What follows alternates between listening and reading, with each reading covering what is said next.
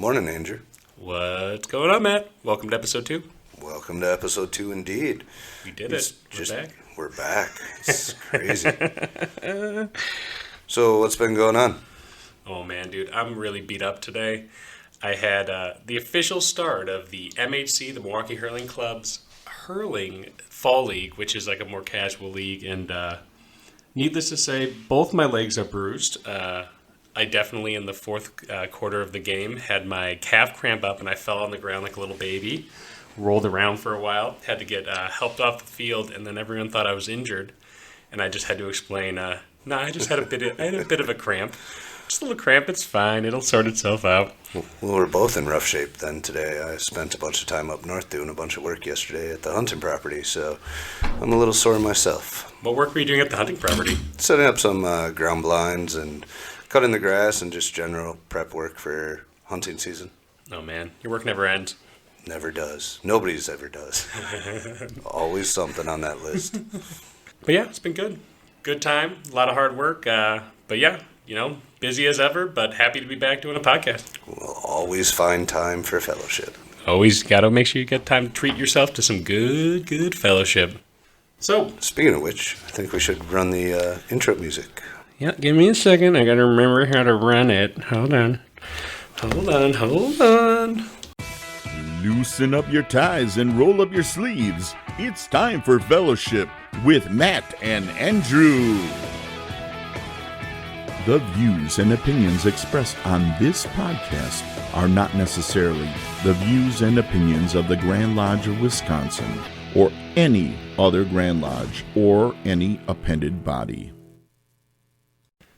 Ba-ba-booey, we're back again. We are back again. And Andrew, I think I'd be remiss if we didn't bring this up. You were talking about hurling, and it occurred to me a bunch of our listeners may not know what hurling exactly is. So if you want to take a couple minutes to explain it. Oh, man.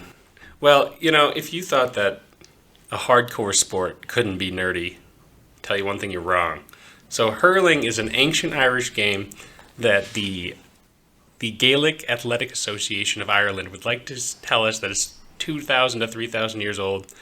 I don't know of the historical proof of that, but it's definitely fairly old. It's mentioned in some very old stories, but it's kind of a field sport.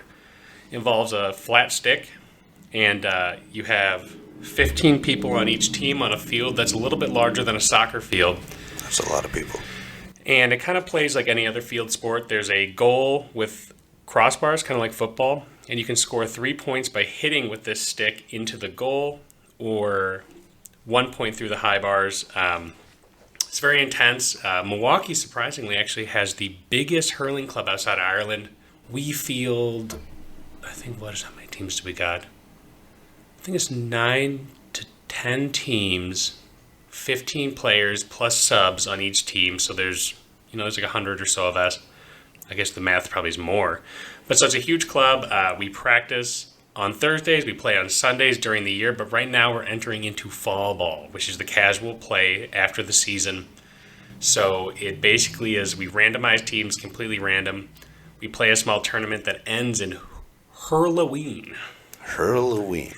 We love some good Halloween puns around here. So it's Hurloween, where we wear our Halloween costumes and just beat the crap out of each other. So it's a fun time. If anyone's ever interested in hurling, hurling.net is where you can find the Milwaukee Hurling Club. Otherwise, just go on YouTube and check it out. It's a really cool, fast-paced game. Keeps you athletic and nerdy at the same time. I will say it is a very interesting, fast-paced game. I came and watched one before, and it was pretty impressive. Kind of confusing at points because I had really no idea what was going on, having just watched it for the first time. But Milwaukee's always been an eclectic city, so it doesn't really surprise me that we would have such a large number of people that would be interested in playing something like that. I see it just breaking me, so I give you kudos for playing it.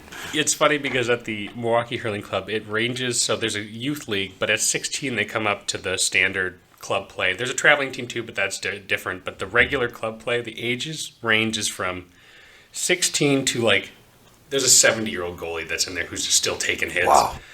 And so you'll have a 16-year-old who can run for hours, and then you'll have a big fat guy like me trying to chase him around and just dying and be like, how dare you? I had a guy the other match where could run for days, but I'm a big guy. And in hurling, you can shoulder check as hard as you want. So I shoulder checked him, and I might be exaggerating, but a good 6 feet. Nice. He got launched, and so now, I showed him that even though I'm an older guy, I still got some good moves under my belt. So it's pretty fun. Definitely worth checking out. But we can't talk about hurling forever. We might be under fellowship time, which means any topic is fair game. But we did want to come here to maybe talk about a little bit of masonry. We do for sure. And I mean, you guys, we're introducing you to the rabbit holes here pretty quickly, but you can pretty much expect that our conversations will probably go off topic and down tangential roads. And This is what it's like when you're talking with masons. exactly. Masonry sprinkled in the whole time, but sometimes you need to talk about a little bit of hurling. That's what I've always said. A little bit of hurling indeed. All right, so I believe we were going to start out today with what brought you into Freemasonry. And Andrew, I will let you explain your story as to how you became interested in Freemasonry and what brought you to the lodge first. Oh man, I have such a silly story. So, I came to Masonry like most people come to Masonry. I watched the movie National Treasure. So Nicolas Cage, this is a historical documentary where Nicolas Cage decides to find the Declaration of Independence, finds a map, Masons have some secrets they're guarding, and like most people, that's how I got interested. So, I was in college, and I don't remember, I saw there was very briefly at UW Milwaukee, they had a sign up on the Union for a Masonic club. That must have been some young Masons. I don't even know who they are to date, and if you are one of those Masons and who are listening, I'd love to know who you guys were. But so I saw the sign up, and I was like, oh yeah, that's the guys who were hiding the treasures. And so I talked to my buddy, Clayton, whose father is actually Robert Haggerty down in Kenosha, who I'm sure is a listener. And he was like, oh, my dad's a Mason. We could kind of figure it out. And so he had texted his dad, and we saw the dues. Being college kids, we can't afford, $100 a month or a year or whatever it might be. So I had put a book on my wish list on Amazon called Freemasons for Dummies, which is a very great read for anyone who's interested in masonry. Excellent read. And I forgot about it for many years. So then, suddenly a couple years later, I'm out of college, and my phone gives me a notification that says, hey, that book that you put on your wish list is on sale right now. And I was like, oh, let's go. I forgot that I was interested in masonry. So I grabbed the book, started reading Brother Hodap talk about what masonry is, what it isn't, all this stuff. And I was like, I've always been a history guy, so I love history a lot. I like philosophy. And I was like, oh, well, there's a lodge 5 minutes from my house. So I reached out, came to our spaghetti dinner, and then I went to a couple of other events here at Lake Lodge, and, I was all in ever since. I love the philosophy, the history, and the brotherhood aspects, along with all of our good works, and so that was kind of, I don't know, one of those weird Andrew things to do. I have no family who's ever been a Mason as far as I'm aware. I'm a first generation, a groundbreaking Mason. So ever since then, I've just been super active, and I love what we do, and, I'm here to stay. What about you, Matt? What brought you into Freemasonry? So I don't actually have that dissimilar of a story, believe it or not. I am also a first-generation Mason. As far as I know, no one in my family has been involved in Masonry before. I had a good friend of mine whose grandfather was a Mason, but the family only figured it out upon his passing. And at that point, National Treasure was out, and we've all heard the different conspiracy theories and stuff. And him and I really weren't sure how to join Masonry. And we were under the impression that, you either had to save a member's life or be connected with a member or have somebody in the family that was already a member. And we talked about looking into it for a little bit, and then we never really pursued it. And kind of like you, I kind of forgot about it for a few years. So fast forward a bit, and I found myself employed at a place that also employed like some teenagers. And there was one guy working there in particular that was constantly talking about DeMolay and the DeMolay events. So I finally asked him one day, what is this DeMolay thing that you're always talking about? And he explained that it was essentially a youth group that Freemasonry sponsors. And there we go, Freemasonry came up again. So now I was like, hey, I know you're not a Freemason yet, but can you ask your dad for me how you become a Freemason? Wait, was this Ryan? This was Ryan. I never even knew the story. This was Ryan. Ryan is responsible for me being a member of the awesome. fraternity to a certain extent. And then, his dad, Jeff, was ultimately my top line signer and what brought me here to Lake Lodge. And I've never looked back since. It's probably been the best decision I ever made. You know what's fairly wild is, so I've known Matt for many years since we joined, and I don't think I've ever actually heard this full story about what got him into Masonry. So look at this. It's time for fellowship. The podcast is already working. You'll always learn something new. And honestly, this is one thing I'm very excited about in this podcast is inviting brothers on that, even brothers I've known for years, and actually having a one-on-one conversation to actually learn so much new stuff about one another. And it's funny that sometimes having a medium like a podcast to force them into talking to me could somehow unlock such interesting lore about our brethren. But yeah, that's pretty cool. I think it's super interesting how I've asked this question to a lot of brethren before, like, what got you into Masonry? And there's such a diversity of stories. There's so why many people stories. come. And we come from so many different places for so many different reasons, and somehow we all end up on the level together. It's wild. It's amazing. It is wild. I'll be completely honest. I had no clue exactly what Freemasonry was prior to joining it. Yep. I knew it was a fraternity. I knew that maybe they were hiding some secret gold somewhere, and disappointingly it turns out that they weren't hiding secret gold anywhere. But we are hiding the cheese curd recipe, the secret Masonic Wisconsin cheese curd recipe. And if you want to find it, you're not going to get it. It's our deepest secret. Only if you're a secret 33rd degree Scottish Rite Mason do you have access to this cheese curd recipe. Otherwise, you better back off, Jack. It's not going to happen. But you get the secret green bean recipe as soon as you're junior warden. So I'm looking forward to that next year when I get the sweet, sweet Masonic green beans. So I'm curious, for you, I guess, now that you've been in 5 years, I'm going on in November to be in 4 years. What is Masonry to you? Like, how would you describe your Masonic experience and what Masonry is? Oh, that is a very deep and open-ended question. Masonry means a lot in my life.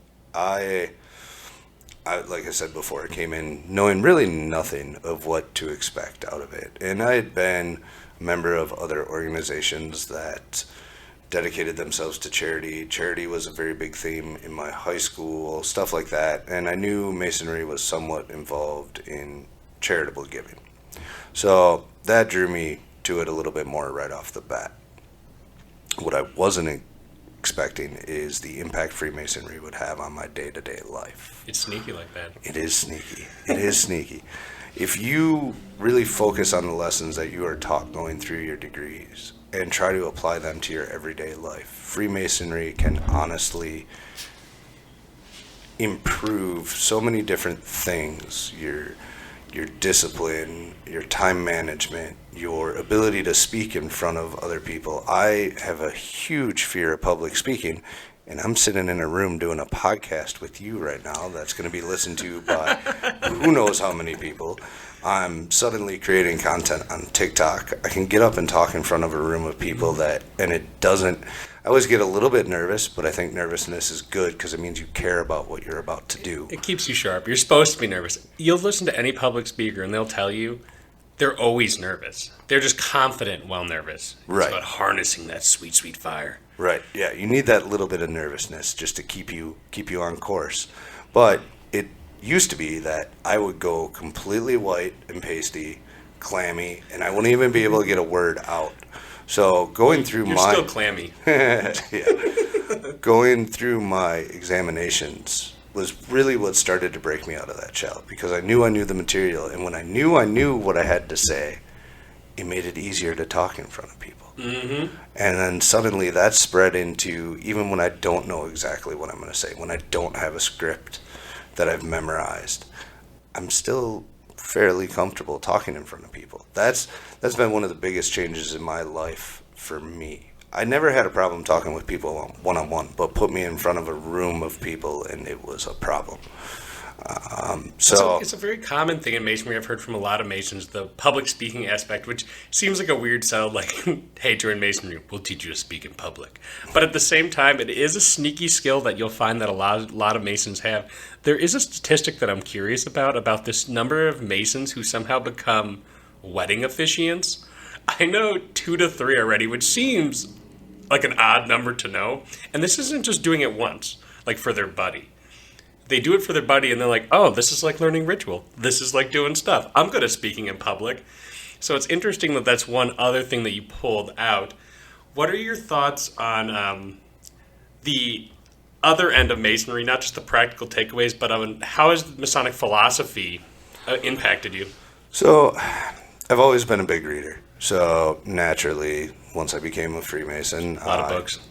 Just started grabbing books. So many. I believe I have more books sitting in my bookshelves right now that I'll probably never have the time to read. Well, you got stacks in your basement, too. Yeah, I do. I do have stacks in my basement.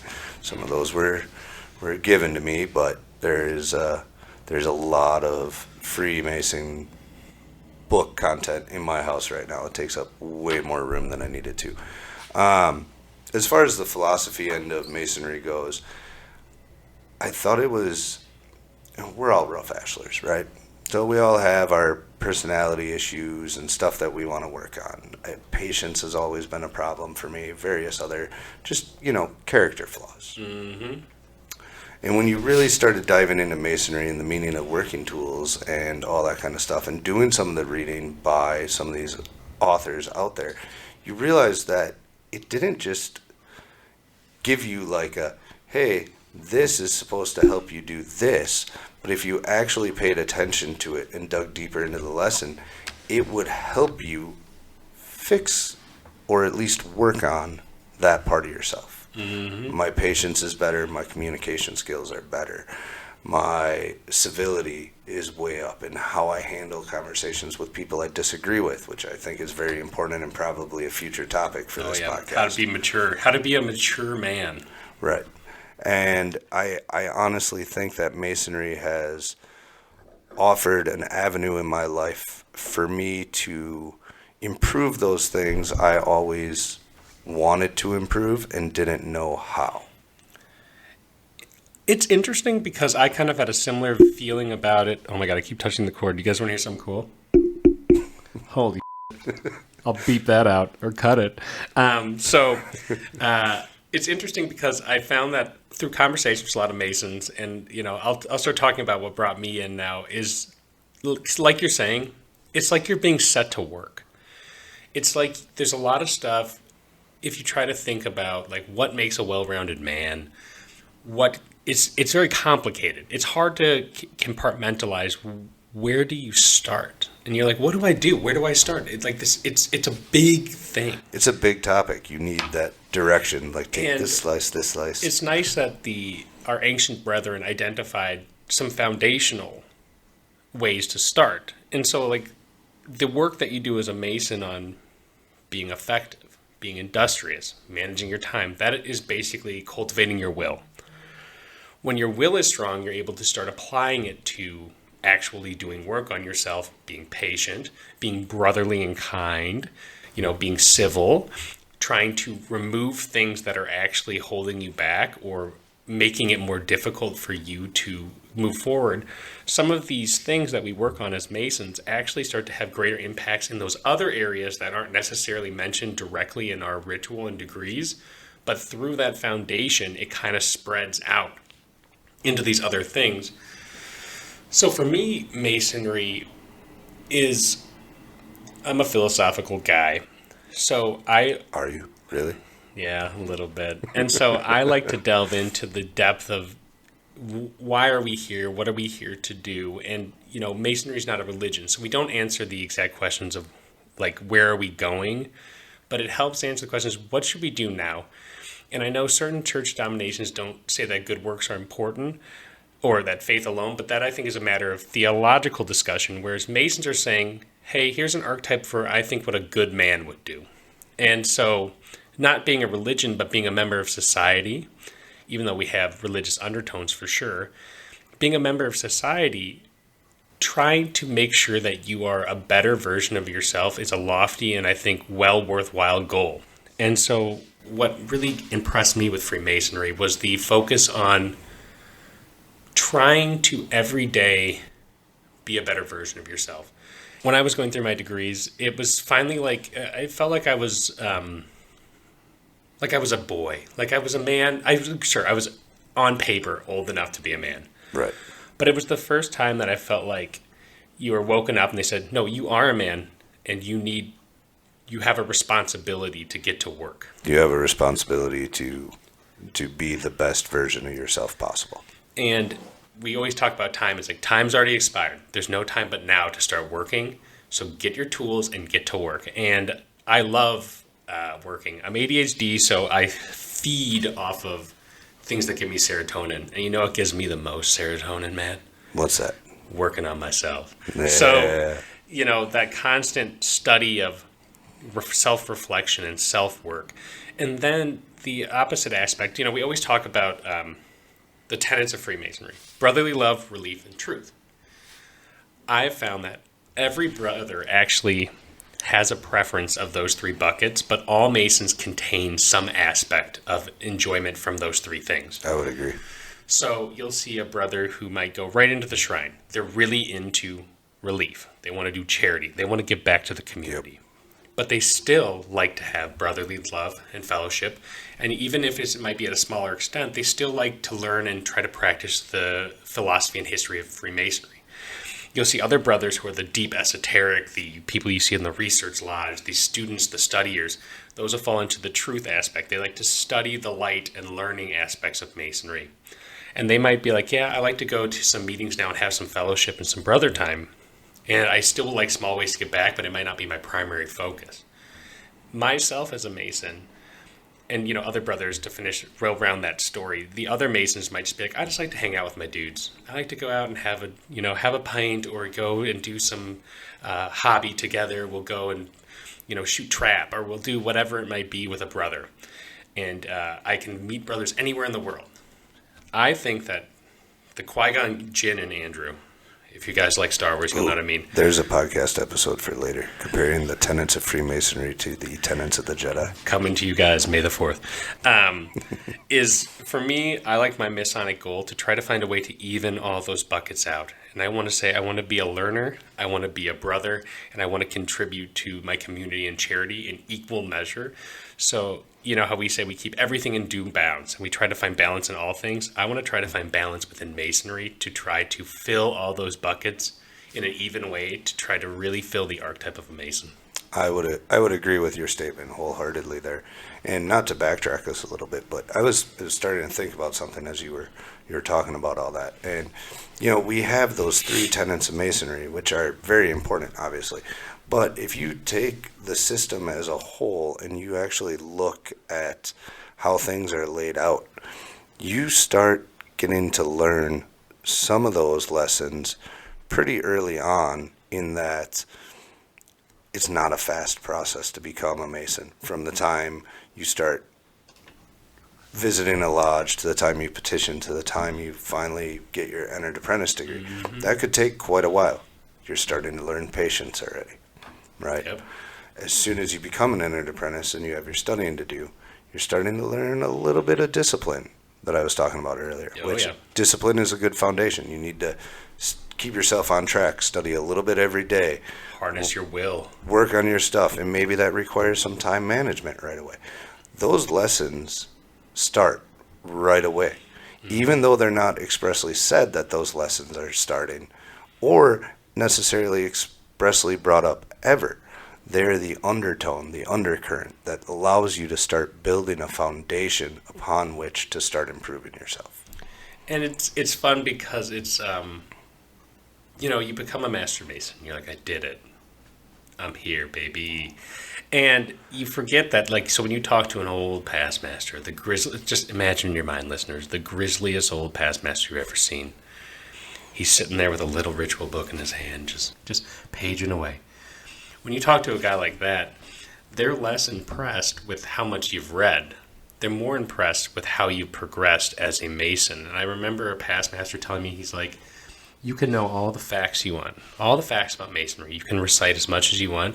But when you look at an old past master who's been working for a lifetime, you'll see how they act. And a lot of the times, they act differently than you'd expect. And so it's a good reminder that you become a Master Mason, and that's just the beginning of your life's work. That is the very beginning. It's a lifetime journey to continue to progress as a personal Mason in your personal lives. And that's the interesting part is, when you're like me and you're a fiery young Mason, you're like, I'm going to eat so many books, and I can tell you everything about every historical event. That's great. That's helpful. But that's just the start of your learning still, because a Mason who can recite thousands of dates from a book of when, the Goose and Gridiron to, the first Grand Lodge, etc. Right. That's cool, but at the end of the day, it's trivial compared to the actual work of developing as a well-founded Mason. And it's a good reminder to be like, learn, but don't let it stay on the page of the book, and apply it. Right. Applied Freemasonry is where Freemasonry is its most important. You can learn all the history you want. You can read all these other people's interpretations of the working tools and all that kind of stuff. And that's all great. Soak in that knowledge. Just to support you. Soak in that knowledge. But if you don't apply any of it, if you're not growing in your leadership skills, if you're not growing in those and working on fixing those character flaws that you may have, are you really actively practicing Freemasonry? It's one of those things. So they talk in some other disciplines about being an armchair character. So if you just sit there and read books as a Mason, you're an armchair Mason. You're sitting back by the fire, you're reading your books. But a Mason becomes a Mason when he brings those teachings out into the world and he manifests them in his personality choices. That could be in large ways, like doing massive fundraisers and charity drives to take care of communities. Right. But it also happens in lots and lots and lots of small ways, where it's like you're standing in line and someone cuts you off, and you would usually freak out, and you actually use some patience and some kindness, and you just go, hey, like, you know what, maybe he's having a bad day, let him have it. And that's when you start to see those teachings starting to absorb into you, being like, hey, all because you've been wronged or whatever, is it the end of the world? You're a Mason. You can do better, and you can teach by example of kindness, patience, understanding, and the ability to try to be an example of a better man. And a lot of us will sit here and say that Masonry is more important to the world now than ever. And I think you just touched on the reason why. I think if you truly put the teachings and lessons of Freemasonry into action in your life, and you practice them on a daily basis, you set the example for how people should treat each other more often than not. Yeah, and in a society where we've grown so distant, because social media and all this stuff has brought so much more info on people, but a manufactured version. And people have lost the ability in some cases to understand how to interact in the real world in a mature way. It's where you'll see a grown person having a temper tantrum, and you're like, oh my God, you're 50 and you're having a temper tantrum in a store over a very small issue. Right. And it feels like people have lost some sense, not all people of course, but you'll see it more than you probably would expect, acting like big grown children. And I think that when the teachings of Masonry are applied in full form, and not all Masons are going to live up to the Masonic standard, and it might even be impossible for even the most try-hard Masons to do so too, that it helps to mature a Mason to be an example of what a mature adult looks like to a certain extent. Well, the point is never to be perfect, right? We're never going to be perfect ashlers while we're here. And that's the whole point. But you can keep working on smoothing out those edges, smoothing out those rough spots. And if you're successful 90 to 95% of the time, you're doing better. And if people see people acting like that, maybe it'll rub off a little bit. I mean, just the divisiveness between people and their inability to have a conversation where they disagree with each other and just come to a mutual understanding by the end of it, rather than slinging insults, is that's Punching all below people. the belt. Yeah, that's all people seem to do now. We've lost the ability to have civil conversations. Yep. And I feel like if we behave as Masons, we should be the leaders and the examples of having those civil conversations. And like a good example, so you and I, we differ in a lot of opinions on various things, whether it be politics, various ways of doing things, etc.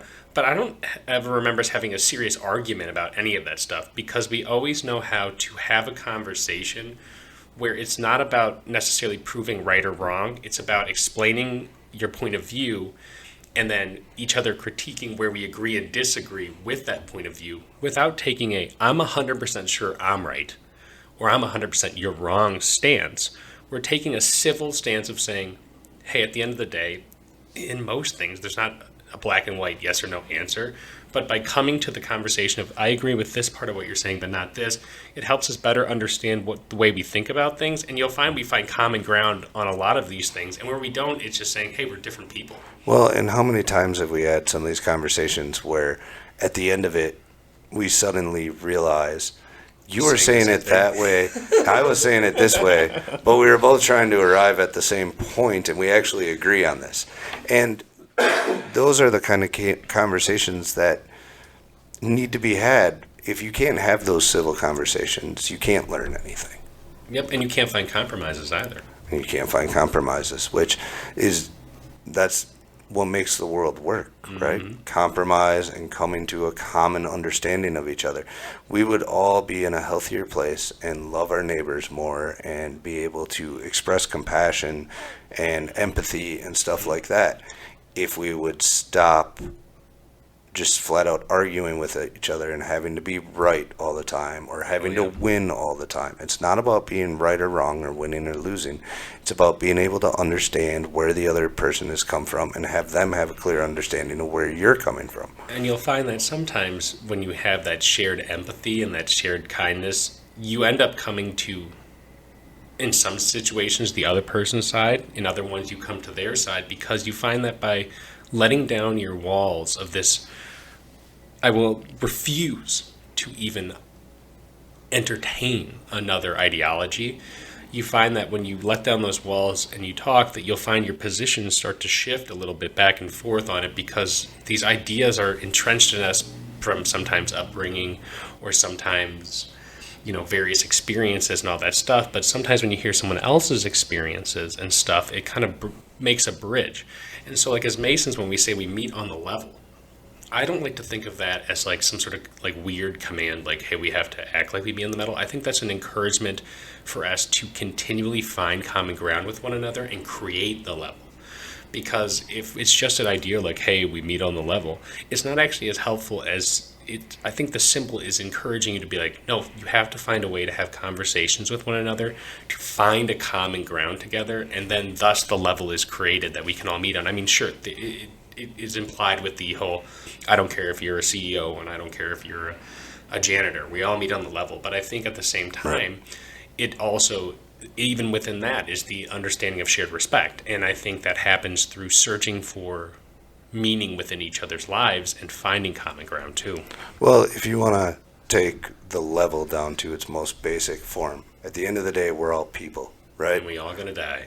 And we're all going to die, memento mori.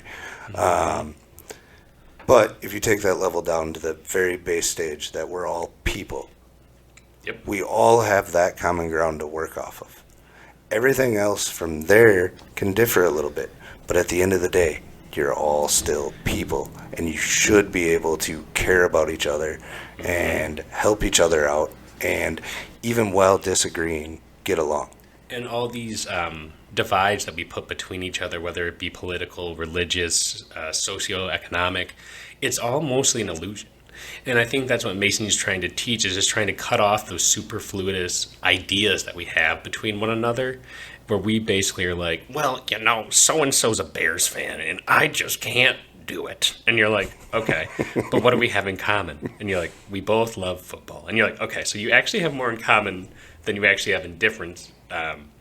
And you might like to give each other some crap sometimes, but you're both football fans. And beyond that, you're both humans. And I think that Masonry tries to teach very heavily this tolerance aspect of saying all of these things are superfluous ideas that we put around ourselves, and they don't actually exist to a certain extent besides in our minds.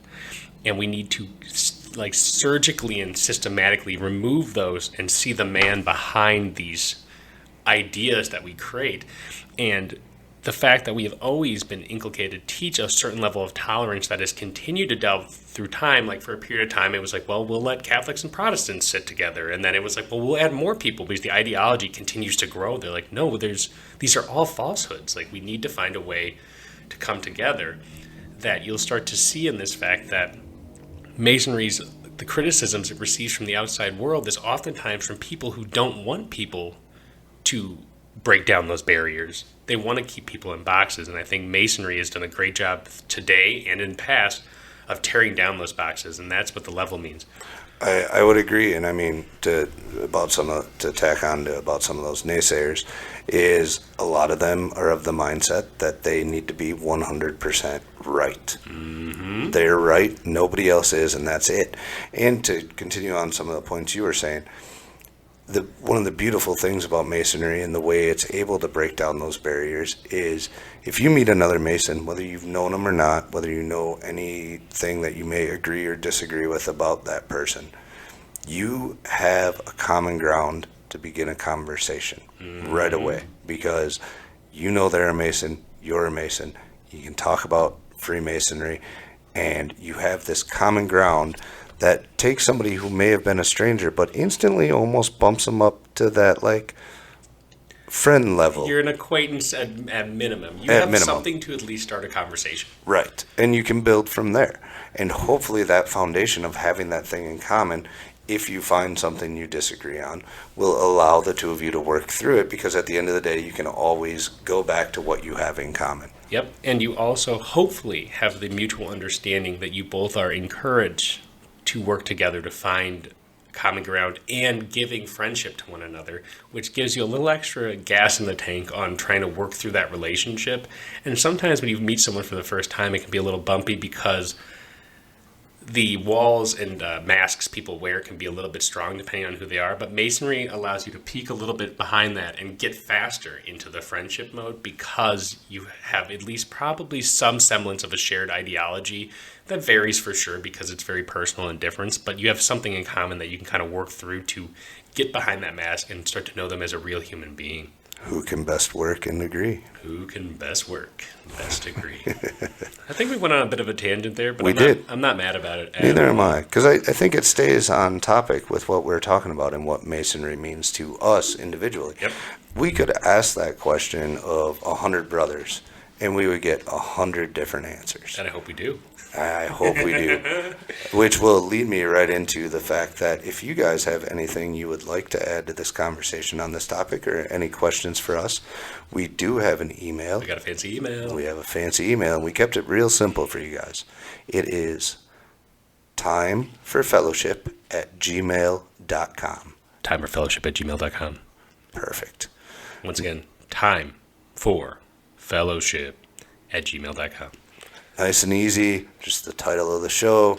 Please send us your emails. Let us know what you're thinking so far. I know we're only 2 episodes in, but we'd love any feedback from you guys about the audio or anything like that, or just any comments you have about what we're talking about or topics you'd like to hear us talk about. We'd love to hear what Freemasonry means to you, and if you got anything you'd like to send us, and we'll read through your responses, and they might be shared on the next episode that we want to hear what other people have to say. And criticism always means more than praise. So if you have something that you would like to complain about, feel free to. Just please do it in a respectful manner. Civil.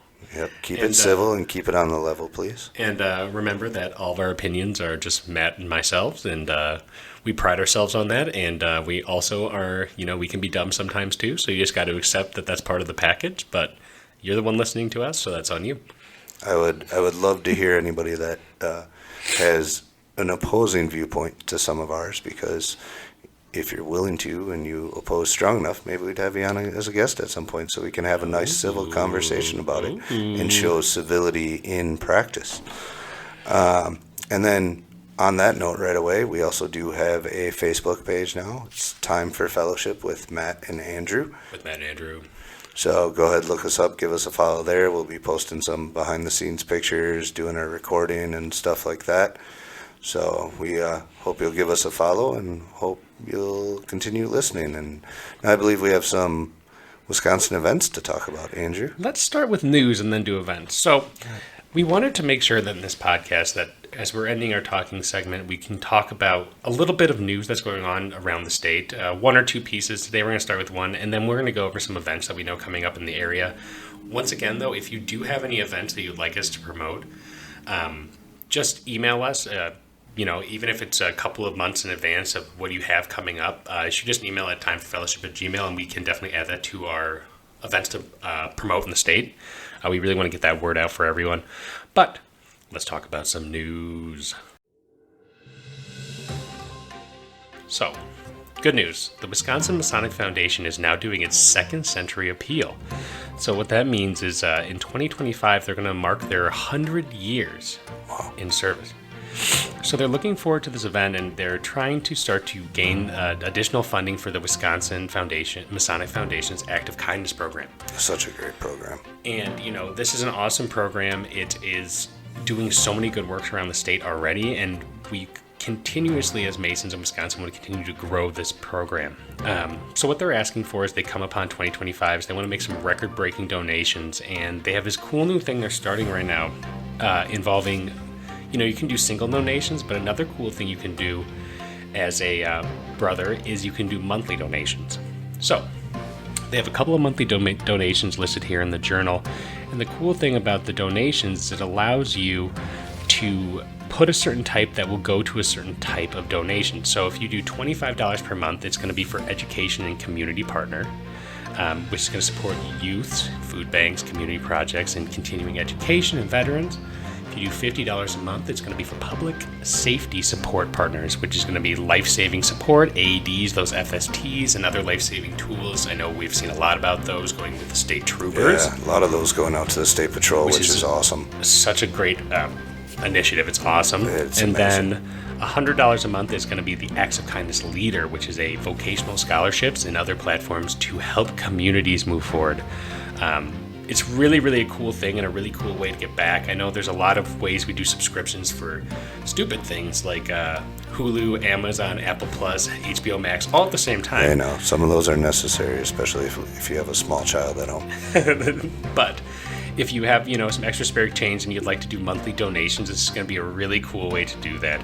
And you can find more information on that at the Wisconsin Masonic Foundation website. You go to there, so... in the words of Brother Peter Torville, it has been nearly 250 years since Masons were an integral part of forming the more perfect union called the United States of America, united.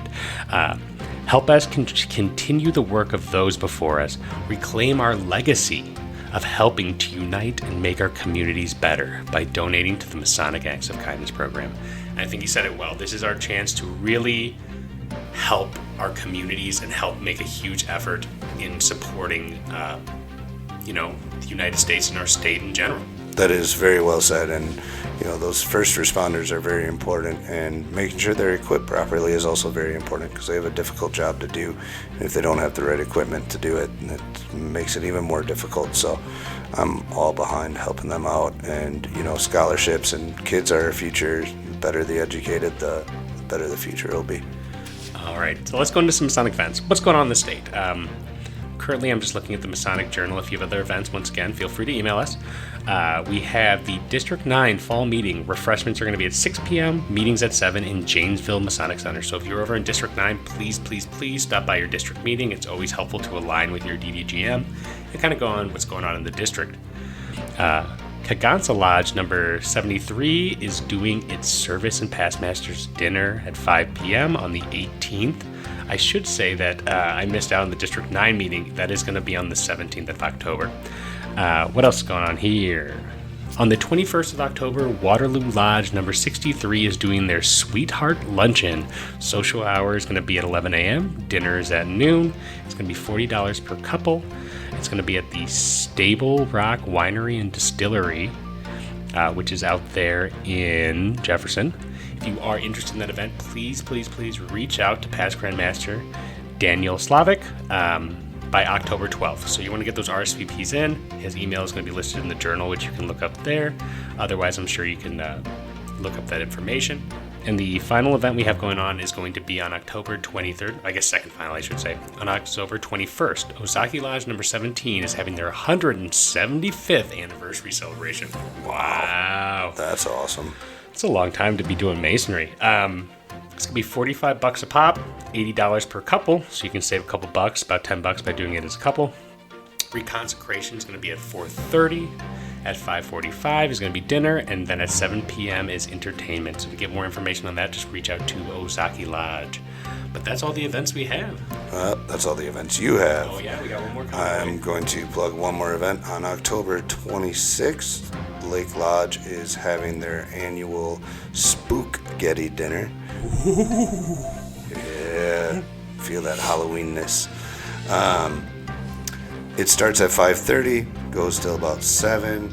Adults are $10. Children 3 to 5, 10. Children under 3 are free.